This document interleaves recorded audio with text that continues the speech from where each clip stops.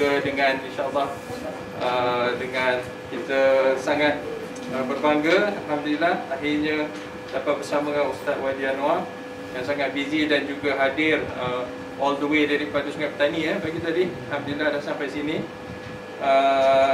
Kita hari ini kita ada bicara ilmu kuliah duha yang bertajuk mulianya akhlak Rasulullah SAW, dipuji kawan dan juga lawan. Dan kita akan mulakan agenda hari ini. Dan di awal permulaan kita punya kuliah dengan selawat, dan kuliah kita akhiri dengan selawat lagi sekali penutup dengan selawat juga. So Pak Cik Ahmad, okey, penutup. Okey, so okey, kalau macam tu sama-sama kita berselawat bersama Ustaz. Saya paslah majlis kepada Ustaz. Silakan Ustaz. Saya ni kan nak ni terus.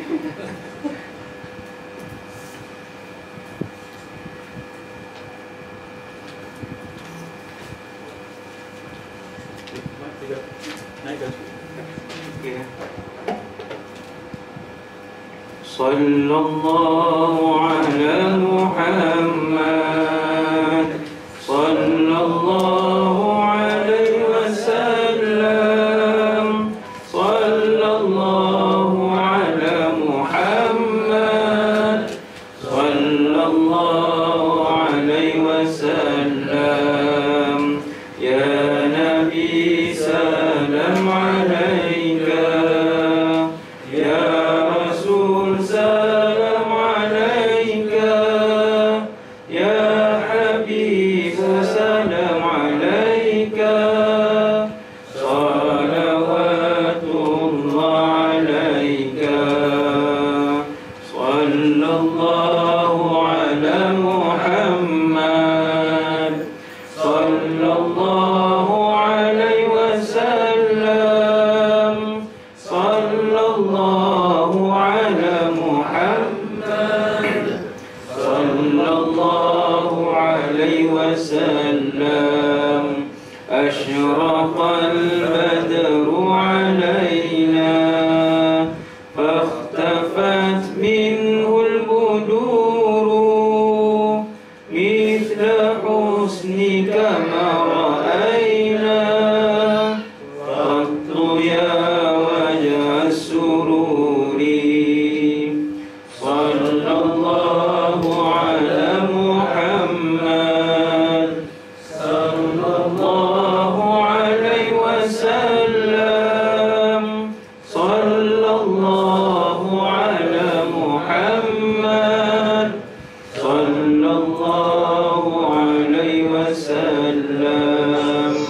Anta syamsun, anta badrun, anta nurun fawqa nuri, anta iksirun wa ghali, anta misbahus suduri. Sallallahu ala Muhammad, sallallahu alaihi wasallam, sallallahu ala Muhammad, sallallahu alaihi wasallam. Ya Habibi ya Muhammad, ya arusal khafiqaini, ya muayyad ya mumajjad, ya imam al-qiblataini. Sallallahu ala Muhammad, sallallahu alaihi wasallam, sallallahu ala Muhammad, sallallahu alaihi wasallam. Man ra'a wajhaka yas'ad, ya karimal walidaini, hawduka as-safil mubarak,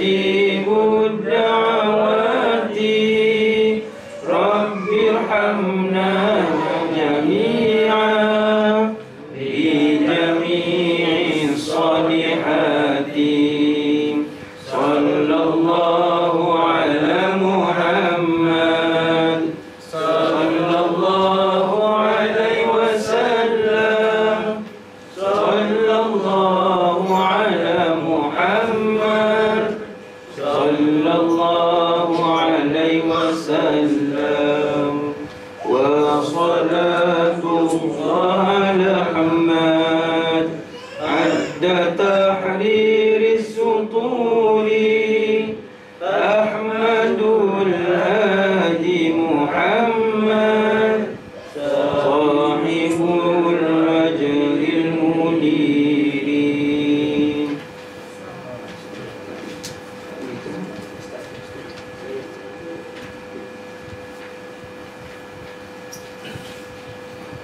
Assalamualaikum warahmatullahi wabarakatuh. Waalaikumsalam warahmatullahi wabarakatuh. A'udzu billahi minasyaitonir rajim. Bismillahirrahmanirrahim. Alhamdulillahi rabbil alamin. Wa afdhalus salati wa atammut taslim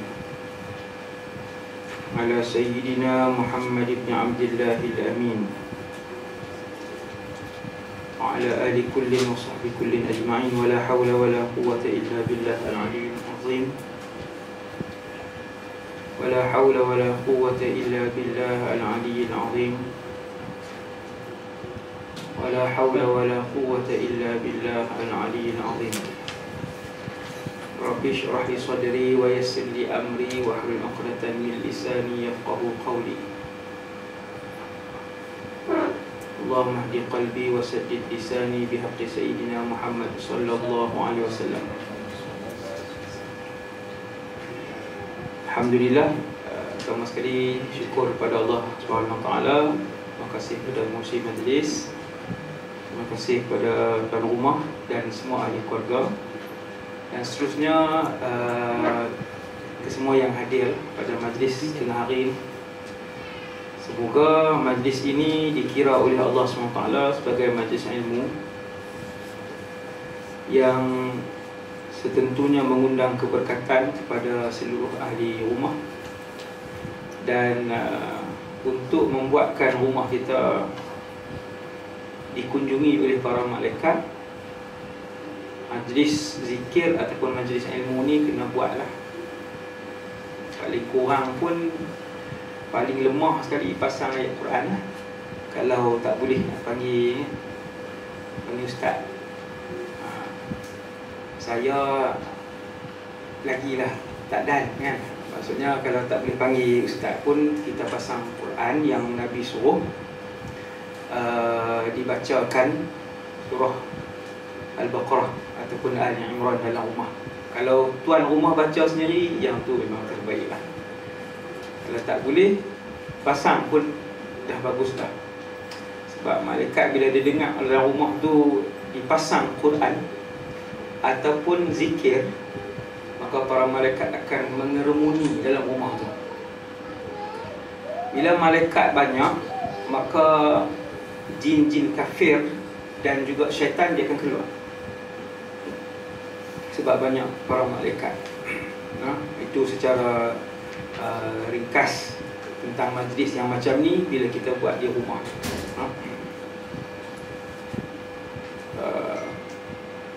Alhamdulillah, sekarang ni ramai yang buat di rumah. Daripada kalangan menteri-menteri pun, menteri-menteri, artis-artis pun banyak yang panggil untuk saya hadir buat majlis macam ni lah. Tapi saya tak pergi lah, baru satu kot tapi kan.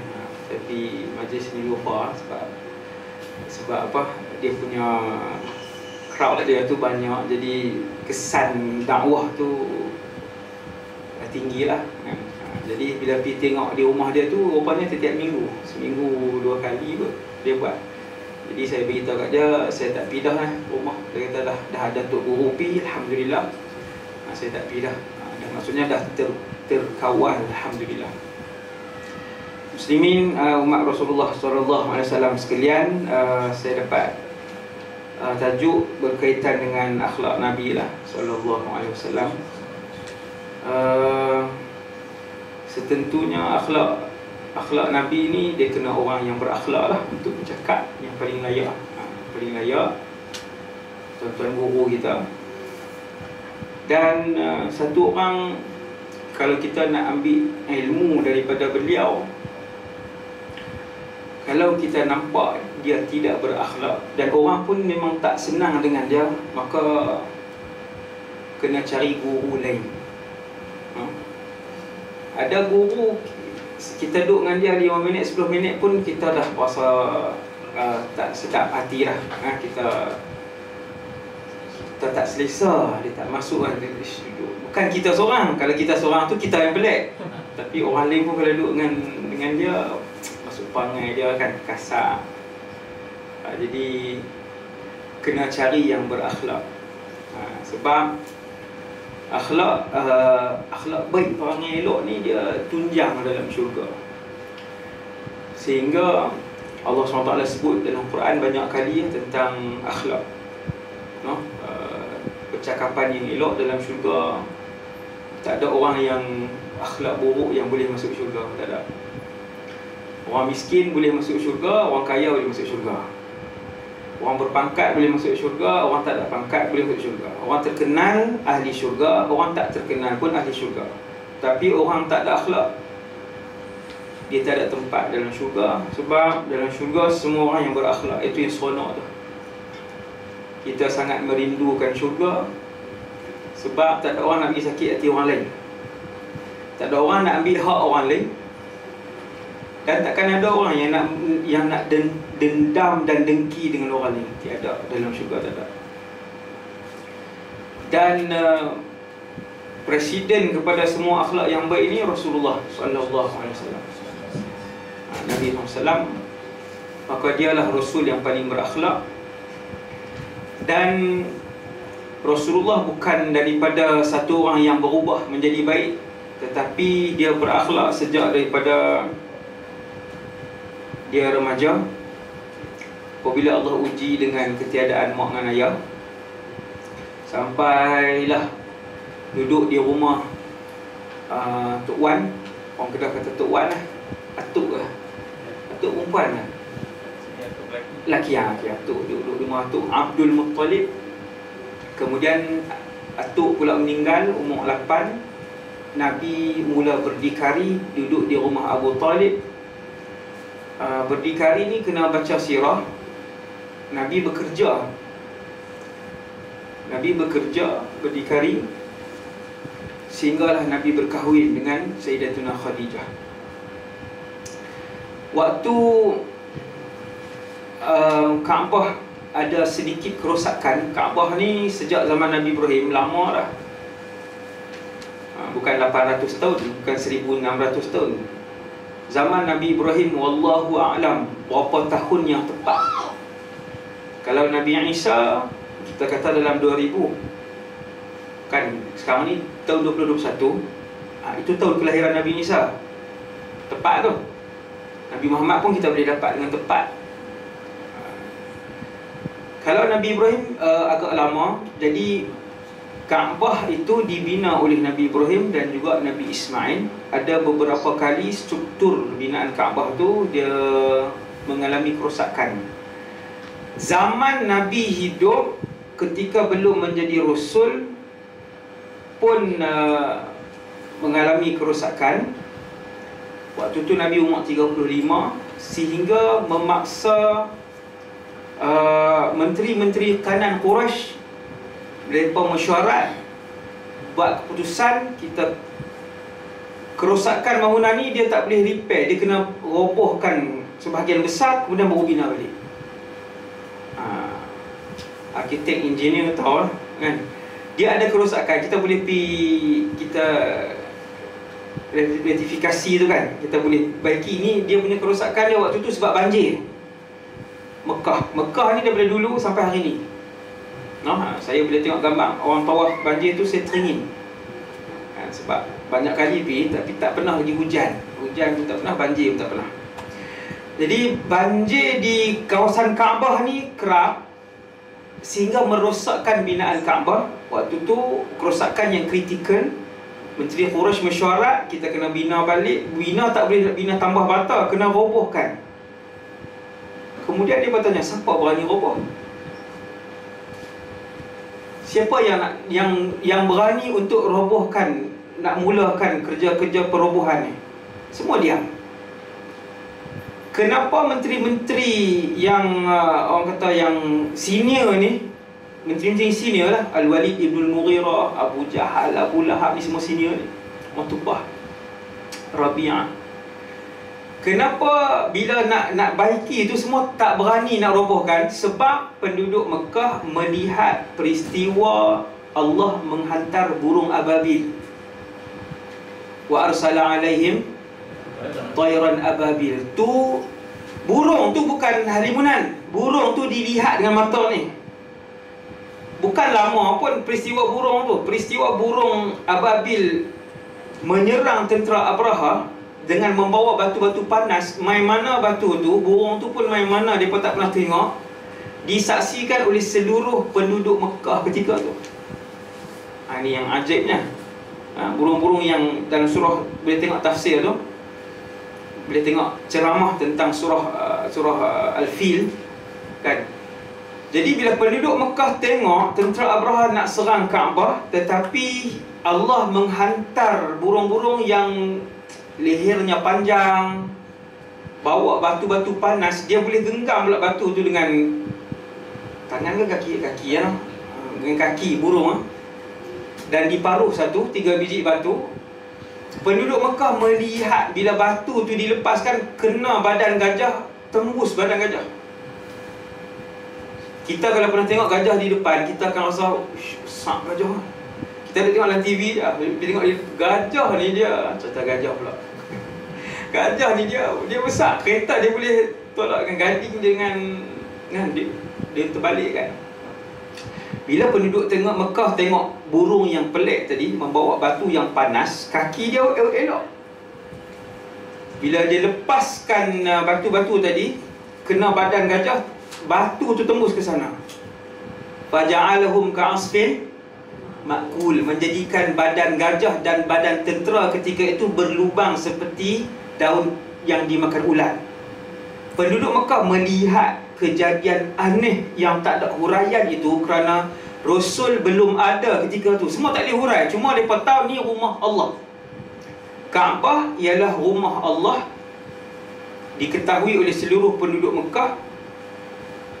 Tetapi tiada Rasul ketika itu. Lama dah tak ada Rasul. Masa yang panjang, lebih kurang 600 tahun Nabi Isa waktu tu daripada tempoh situ.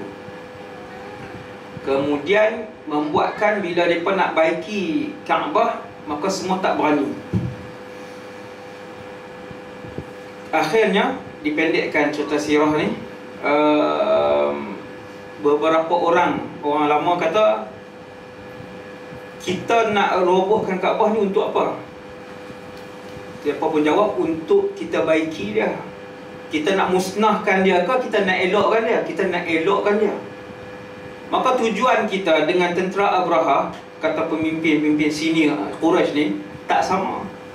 Abraha datang untuk merobohkan Kaabah. Kita roboh untuk bina bagi elok, kita nak baiki. Allah tidak akan mengazab kita. Mereka seraya orang kata seraya ni takut. Mereka risau. Akhirnya mereka pun mula merobohkan satu bahagian. Dia Kaabah daripada dulu pun macam itulah, 4 segi, cuma dia lebih besar. Yang hijir, tuan-tuan tengok tu, hijir tu, itu semua tu binaan dulu.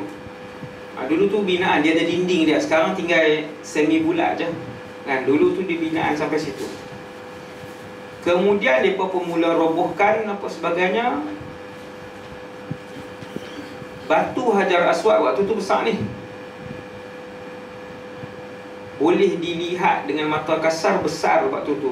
Batu tu malaikat Jibril yang buat turun daripada syurga. Ini kisah benar ni. Malaikat Jibril yang turunkan daripada syurga. Kemudian 1000 tahun yang lalu Dulu dia bercahaya sampai orang tak boleh nak tengok pada batu tu. Dia sangat bercahaya. Batu syurga, cahaya wangi, bercahaya wangi batu syurga. Kemudian berapa ribu tahun batu tu mengalami macam-macam lah, hilang, terbakar, pecah. Hari ni 2021 ada serpihan, 7-8 serpihan. Yang tuan kucuk tu serpihan sahaja, sikit-sikit je. Ada yang kucuk yang warna perak tu, yang tu batu hak zaman hari kan. Yang tu bukan Hajar Aswad. Hajar Aswad yang di tengah. Yang di tengah tu pun yang hitam tu bukan semua Hajar Aswad. Yang ditempel, yang dilekatkan tu je. Kalau perasan pergi dekat-dekat tu akan nampak 7-8 serpihan kucuk yang tu. Saya tengok orang lain yang cium yang warna silver tu pun ada. Yang tu zaman moden punya. Dan bukan nak Hajar Aswad yang tu. Okey. Jadi waktu tu bila dah robohkan Kaabah, sebahagian besarnya dirobohkan untuk dinaikkan kembali mengikut binaan asal dia. Maka Hajar Aswad ketika tu masih ada, tapi tak ada cahaya dah. Dia dah gelap, tapi besar lah. Besar. Dia dah gelap, kemudian dipindahkan. Bila dah habis bina Kaabah, hampir habis, maka mereka nak kembalikan batu tadi ke tempat dia. Nak kembalikan batu tadi ke tempat dia. Satu ketua kabilah ni dia nak pegang batu tu, nak kembalikan. Ketua kabilah lain kata, ni nak buat apa? Nak angkat batu ni. Ketua kabilah tu kata, nak angkat batu ni lah. Kemudian ketua kabilah kedua kata, apa siapa hang yang angkat? Aku patutnya. Kenapa mereka berebut? Sebab batu tu batu yang mereka tahu batu itu dari syurga. Semua berebut. Ketua ketiga mai, dia kata aku yang kena angkat. Ketua keempat mai, dia nak angkat. Akhirnya sampai nak bergaduh. Akhirnya sampai nak. Dia Arab ni, dia bukan bergaduh. Kita bergaduh mulut, betul paling kuat tumbuk lah. Arab bila bergaduh, dia akan ajak kabilah. Kita kalau ada kabilah hari ni, siapa dia kabilah kita?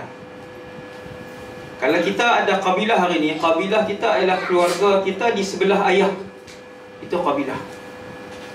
Adik-beradik ayah, abang kakak, abang-abang ayah, atuk ayah, apa semua, anak saudara ayah yang belah lelaki, sepupu-sepupu ayah, itulah kabilah. Mereka sangat mementingkan ayah.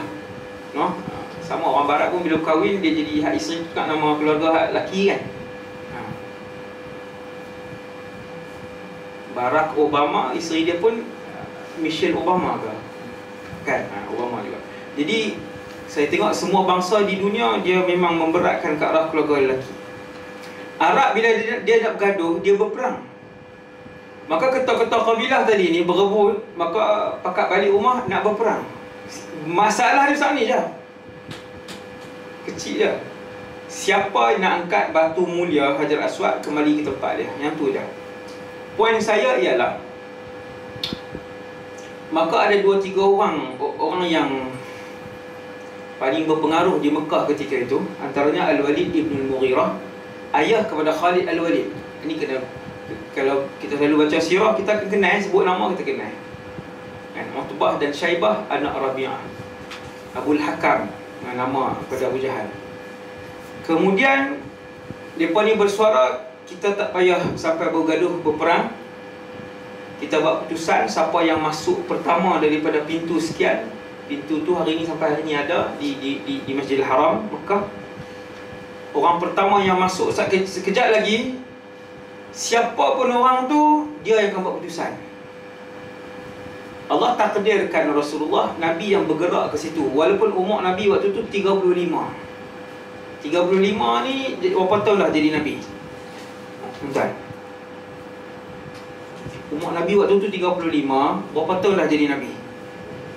Jawapannya belum jadi Rasul. Sebab jadi Rasul umur 40. Allah takdirkan Rasulullah yang masuk daripada pintu tu. Bila Nabi masuk, pemimpin-pemimpin hak besar ni, utama yang ni, bila mereka tengok Nabi, mereka kata, Hadha Muhammad, hadha Radina. kalau yang ni, pemuda ni nama Muhammad, kami semua kenal. Kalau dia ni buat utusan, kami semua setuju. Satu orang lelaki-lelaki itu satu daripada 100 kisah. Satu daripada 100 kisah Nabi dihormati sejak daripada kecil. Ada 100 kisah dalam sirah, sangat banyak. Orang Mekah hormat Nabi, orang Mekah kenal Nabi. Bahkan sebahagian mereka tidak panggil Rasulullah itu Muhammad sebelum jadi Rasul. Dia tak panggil Muhammad, mereka panggil As-Sadiq ataupun Al-Amin. Dua panggilan. Tuan-tuan pernah tak dalam taman ni, perumahan ni, satu orang tu baik sampai kita panggil dia orang baik, kita tak panggil nama dia? Tak ada. Saya hak ustaz pun tak ada orang nak panggil. Orang panggil ustaz Wadi, orang tak panggil orang baik, orang tak panggil. Tuan-tuan bayang masyarakat jahiliah Arab, jahiliah Makkah yang keras. Ramai suka berbunuh, sikit-sikit nak perang, sebahagian tu tanam anak perempuan hidup, sebahagian kecil. Zina, arak yang ada kuasa, zalim yang tak ada kuasa, yang tu banyak berlaku. Orang-orang keras ni panggil Nabi Al-Amin. Kita boleh bayang perumahan ni, Mekah bukan besar, perumahan ni besar. Ni kajang lah. Satu kajang tu panggil Nabi Al-Amin. Satu kajang panggil Nabi Al-Amin. Siapa dia orang dalam kajang ni yang punya baik, kebaikan dia semua orang tahu, orang panggil dia dengan nama Al-Amin ataupun As-Sadiq. Ada. Yang ni akhlak. Subhanallah. Baca sirah kita jadi orang jadi bila Allah Ta'ala puji Nabi akhlak yang baik, baru kita nampak subhanallah. Yang puji Nabi bukan orang masjid. Kalau orang masjid tak apa, semua jenis baik. Tuan-tuan, saya duduk di luar dengan masyarakat penagih, rompak pun ada. Saya bukan bergaul dengan pemimpin. Alhamdulillah lah, pemimpin pun daripada paling tinggi sampai ke bawah semua. Alhamdulillah banyak kita kenal kan. Tapi hak bawah masyarakat biasa ni pun,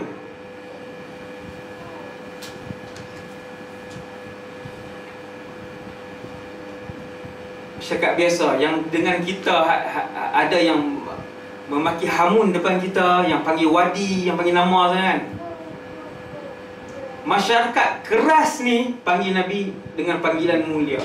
Saya fikir lama, saya fikir saya duduk zaman ni dengan jahiliah Mekah ketika tu, macam mana Nabi buat? Sebab Nabi tak hadir majlis-majlis pelik yang dilakukan oleh penduduk Mekah. Penduduk Mekah buat jom heboh, nak penduduk Mekah rumun apa tempat-tempat. Dia tak panggil Rasulullah. Saya semalam satu orang biasa panggil saya Wadi sebab marah. Dia marah panggil Wadi. Saya teringat sirah kan. Nabi tak ada apa orang panggil dia Muhammad, sedikit pun tak ada kesan. Tuan-tuan tengok cerita ni. Dia cekak Nabi depan menteri-menteri kanan ni, sahabat-sahabat ni itu. Dia kata, hang Muhammad, hang dengan keturunan hang, ayat ni kan, kalau tuan-tuan dengar, hang dengan keturunan hang semua jenis lambat bayar hutang. Satu, dia cekak Nabi. Yang kedua, yang tu Perdana Menteri Madinah. Yang ketiga, depan menteri-menteri. Yang keempat, dia panggil Muhammad saja. Yang kelima, kita jumpa Tun Mahdi, kita panggil Mahdi. Contoh ni, keluar nama dia lah, orang Kedah kan? Nombor 5 tuan-tuan, nombor 5 dia panggil Muhammad. Nombor 6 dia sebut aib Nabi depan orang ramai tu, hang Muhammad. Nombor 6. Nombor 7 dia hina keturunan Nabi SAW depan orang ramai.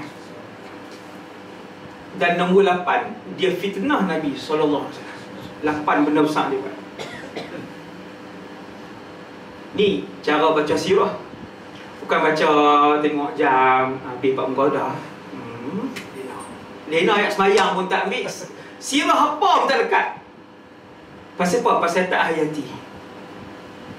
Sirah kena baca, kena renung. Nabi buat apa? Pasal apa yang Allah lantik dia ni ketua segala makhluk atas dunia ni? Kenapa? Kena baca, kena renung, tengok dalam, tengok mendalam kan. Subhanallah. Bila dia dah buat 7-8 benda tadi ni, hang dengan keturunan hang semua jenis payah lambat bayar hutang. Sayyidina Umar duduk tang tu. Tuan-tuan, Sayyidina Umar ni kalau dia naik kuda, kaki kanan dengan kiri dia boleh cecah tanah. Bukan gergasi, tapi memang orang besar-besar. Kita naik kuda, kalau tak ada tangga tu tak turun. Saya naik dah kuda Arab, memang tak turun. Lagi dia duduk jalan-jalan. Nak turun sendiri takut. Tinggi. Subhanallah, tinggi. Kalau jatuh, confirm patah pinggang. Confirm. Siapa naik kuda, bukan kuda padi, kuda padi lain tuan, ni kuda Arab ni, jatuh confirm patah pinggang. Sayyidina Umar naik, kaki dia boleh tampan macam dengan motor je.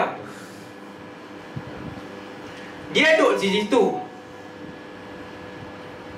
Zaid ibn Sa'nah, lelaki yang cekak Nabi ni waktu tu, dia yang cerita dengan cerita ni. Dia kata, aku tengok muka Umar merah, wa ainahu tadurani ala wajhihi. Aku tengok dua mata dia duk terbeliak, pusing, naik atas turun bawah, naik atas turun bawah.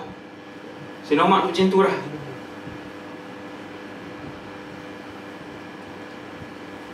Bila dia cekak Nabi dengan 7-8 besar benda besar dia buat ke Nabi tadi ni, Sayyidina Umar rampas baju jubah dia. Sayyidina Umar cekak jubah dia, dia tarik pergi ke belakang. Dia kata, aku duk tani hang berani buat jadi ke Rasulullah. Ni sahabat. Kita ulama kena kutuk. Ish, kesian kat dia. Habis tu lah. Ulama yang Rabbani lah, ulama yang betul lah. Sahabat bela Nabi. Sayyidina Umar sebab dia gagah, dia tarik Yahudi tu pergi belakang. Dia genggam pula Yahudi tu. Dia kata, aku duk tani, betulkah telingaku dengar apa hang sebut ni? Dan betulkah mataku sedang melihat apa yang kamu buat kepada Rasulullah? Apa Nabi kata? Nabi kata, utrukhu ya Umar. Nabi kata, lepaskan dia, Tuan Umar. Lepas lagi. Lepas lagi tu maksudnya, ni yang payah panggil orang Kedah ni, ceramah bahasa Kedah. Tuan-tuan tak faham. Dia macam ni. Rasulullah kata, lepaskan dia wahai Umar. Bila Nabi kata lepaskan dia wahai Umar, kita kalau ada orang hina kita macam tu depan orang ramai, lepas tu ada orang nak tolong tumbuk, ada orang main nak tolong pergi tumbuk hak kawan ini, kita akan kata, ni hak lain tengok saja. Seorang je nak ubuh ni, hak lain. Kita orang besar, kita bukan meniaga laksa tepi jalan. Bukan meniaga tepi jalan. Perdana Menteri seorang saja kan nak pergi labuh hari ni, hak lain buat apa?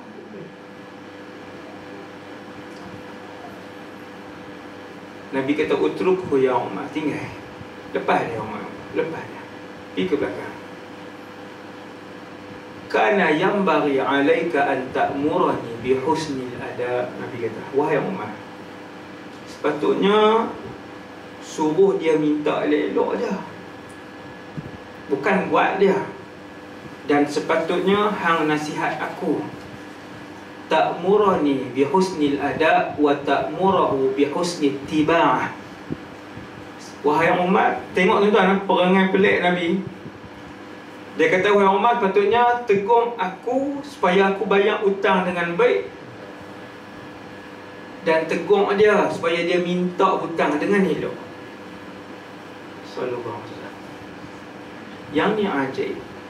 Bukan satu, ada 100.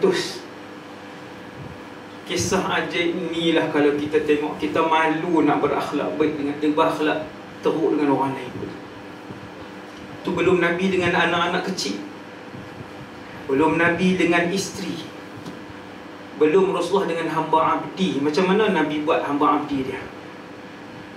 Kita pernah tolong mate kita, angkat ayam sapu sampah. Itu yang Nabi lakukan. Bukan mit dengan hamba abdi dia.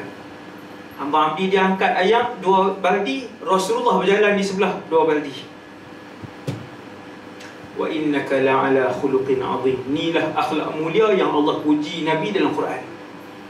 Wahai Muhammad, kamu di atas akhlak yang mulia. Bukan kamu berakhlak mulia, kamu atas lagi.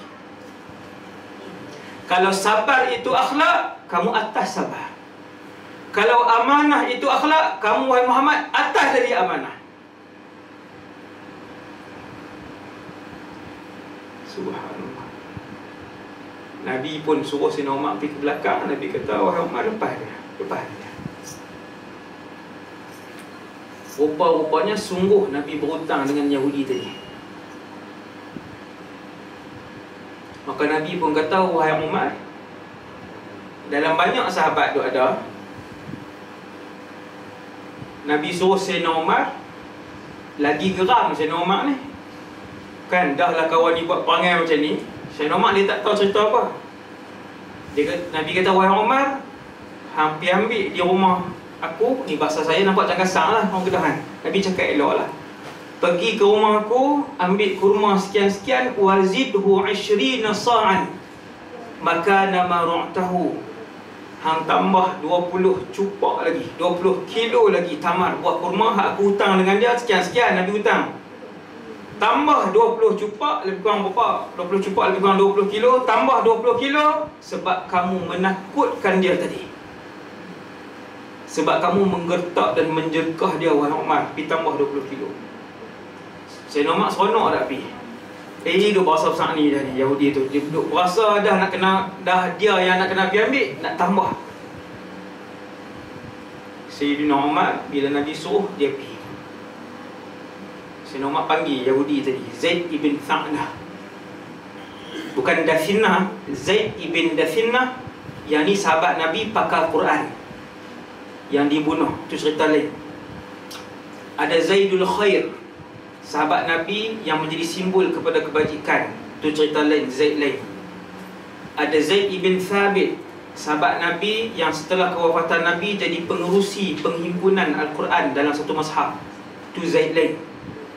Ini Zaid ibn Tha'nah. Bila nak pergi, Sayyidina Umar pun panggil Zaid, ni ikut dia. Dia tak kenal nama, dia panggil je, mai, wahai Yahudi, jom. Dia wahai Yahudi, zaman tu bukan penghinaan. Kita kalau hari ni kita panggil kawan ni Yahudi masa, wahai Yahudi, jom ikut saya. Hak tu boleh jadi perang Badar lah, no?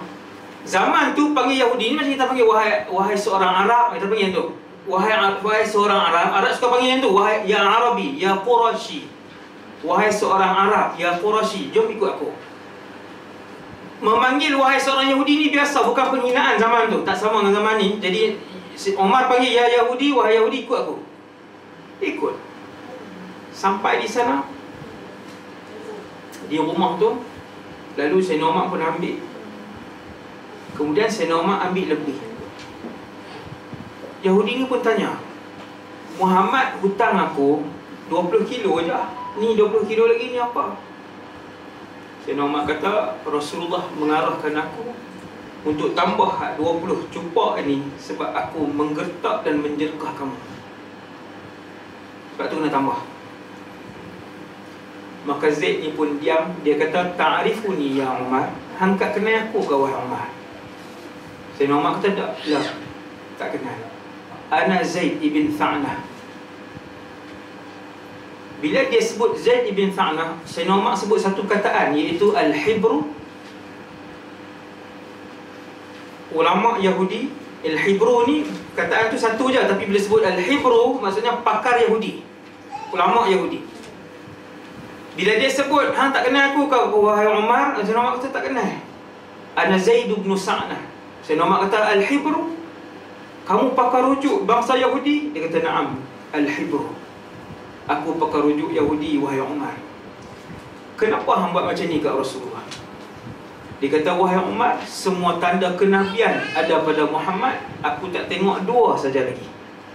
Yang pertama, dalam kitab Taurat disebutkan, Muhammad itu kelembutan dia melebihi kekasaran dia. Dan yang kedua, dalam kitab Taurat dan Injil disebutkan, tanda orang itu Rasul akhir zaman ialah semakin kamu menyakiti dia, semakin dia rahmat dengan kamu. Yang ni tanda gila tuan-tuan. Dekat siapa ada tanda ni. Lagi tuan-tuan buat jahat, lagi dia buat baik. Nak cari mana ni? Kita orang tak buat apa kat kita, kita buat jahat kat orang. Itu zaman ni. Oh, ni hebat zaman ni. Orang tu tak cari pasal apa pun, kita buat keluar video dia, buat keluar tunjuk dia ni sekian-sekian. Hasbunallah wa ni'mal wakil. Memang aib dia pun, memang dia buat benda tu, tapi tu aib dia. Dan dia tak ada musuh apa pun dengan kamu. Zaid kata ada dua sifat je lagi aku tak nampak yang ada pada Rasul akhir zaman. Dalam Taurat dan dalam Injil sebut, lagi kamu sakiti dia, lagi baik dia buat. Sallallahu alaihi wasallam. Ajaib. Subhanallah. Subhanallah. Masya Allah. Akhlak Nabi pelik. Saya baca sirah pelik. Saya khatam banyak kali sirah di masjid lah, masjid. Sallallahu alaihi wasallam. Maka kata Yahudi itu, wahai Umar, hari ini aku tengok dua sifat tu. Wahai Umar, raditu billahi rabba wa bil islami dina wa bi Muhammadin rasulah. Ni buah dia. Ini buah dia. Yahudi yang bangsa membunuh Rasul sejak dulu lagi, kerah, mereka ni kerah, tapi boleh masuk Islam dengan Rasulullah. Dengan Nabi punya perangai, mereka boleh masuk Islam. Tuan-tuan, pergi cekak Nabi, tuduh Nabi, hina Nabi, panggil Muhammad depan orang kanan Nabi, dan hina ahli keluarga. Nabi boleh relax je. Maka dia pun masuk Islam. Dah orang buat macam tu, Nabi pergi tambah lagi. Dan rupa-rupanya memang Nabi berhutang, dan tempoh itu ada lagi 3 hari. Dia buat satu fitnah, dia kata tempoh tu dah habis. Zaid ibn Sa'nah kata, wahai Umar, sebenarnya tempoh tu tak habis lagi. Aku je kata habis dah tempoh tu. Aku nak tengok Muhammad ni macam mana. 7-8 benda buruk dia buat ke Nabi serentak dalam satu masa. Tapi Nabi boleh, orang kata, Nabi boleh maafkan macam tu saja, selama mana sesuatu keburukan itu bukan menghina Islam. Tapi kalau satu benda tu menghina Islam, tuan-tuan, waktu itulah Nabi manusia pertama yang akan bangkit dan marah di hadapan ramai. Nak dengar cerita Nabi bangkit tu? Nanti tak ada dah, ni setelah tuan-tuan. Jadi yang tu sajalah untuk kita kongsi pada tengah hari ini. Akan 2 kisah tu je, simple je. Tapi sallallahu alaihi wasallam membuatkan walaupun kita takkan sampailah ke tahap itu, mustahil lah. Bahkan tiada Rasul yang sampai ke tahap itu. Tak ada Rasul sampai ke tahap akhlak itu. Tapi sekurang-kurangnya kita sentiasa berazam untuk memperbaiki akhlak kita. Sentiasa berazam untuk jadi baik, untuk tak sakitkan hati orang, untuk bercakap dengan bahasa yang elok, untuk tidak menzalimi orang, untuk tidak mengambil hak orang lain. Sebab Rasul kita, Rasul akhlak sallallahu alaihi wasallam. Jadi saya sekadar tu dulu untuk kali ni, baru boleh makan tadi. Qul qali hadza astaghfirullah al-azim li wa lakum. Assalamualaikum warahmatullahi wabarakatuh. Waalaikumsalam warahmatullahi wabarakatuh. Jazakallah khairan katsiran pada Ustaz Wadi, yang jadualnya seperti maklum sangat sibuk. So sama-sama kita ambil pengajaran daripada 2 kisah Rasulullah SAW tadi, terutamanya yang kisah kedua tu, apabila musuh buat jahat, hina keluarga Rasulullah SAW, juga cekap Rasulullah SAW, walhal fitnah lagi Rasulullah yang dah hutang, direspon dengan rahmat, rahmat Rasulullah SAW, macam akhlak Rasulullah SAW dengan kemaafan. Subhanallah. So di sini kita sama kita